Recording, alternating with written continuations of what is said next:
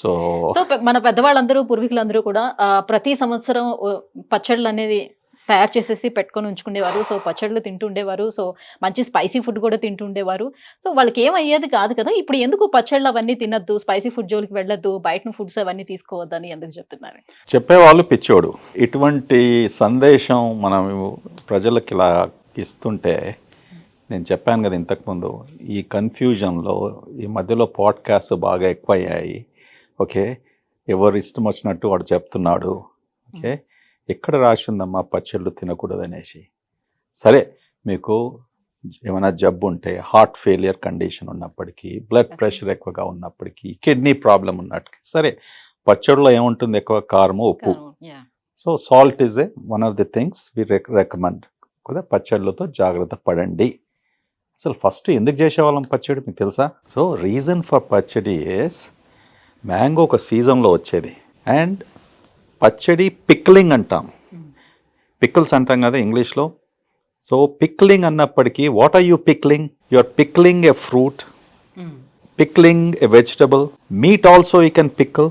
మా ఇంట్లో మా అమ్మగారు బ్రహ్మాండమైన మాంసంతో, ఓకే, పిక్కిల్స్, ష్రింప్తో పిక్కిల్స్.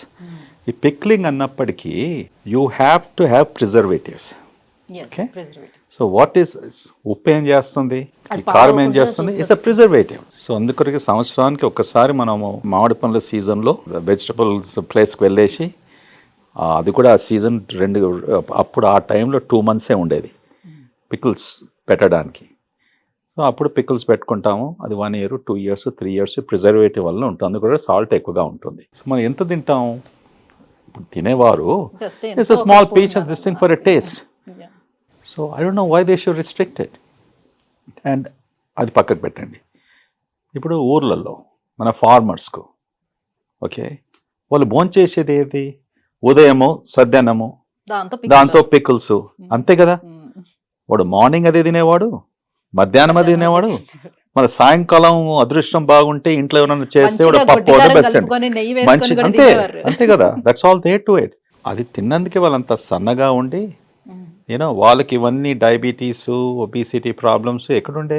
వాళ్ళు తొందరగా ఏజ్లో చనిపోయినప్పటికీ ఇన్ఫెక్షన్స్, టీబీ అని, లేకుంటే వేరే నిమోనియా అని, లేకుంటే ఫ్లూ సీజన్లో వచ్చినప్పటికీ, you know, doctor clinics and hospitals doctors లేకపోవడంతో కాంప్లికేషన్స్ వచ్చి ఇన్ఫెక్షన్స్ వల్ల చనిపోయేవారు. బట్ ఈ chronic diseases, long term diseases ఎక్కడుండేది? వాళ్ళకు చాలా తక్కువ. So actually pickles protected them. Anything small in moderation should eat. ఇప్పుడు మీరు డయాబెటీస్ ఉన్న వాళ్ళు కేక్ తినమంటావా రోజు వచ్చేసి? అనో కదా. ఓకే.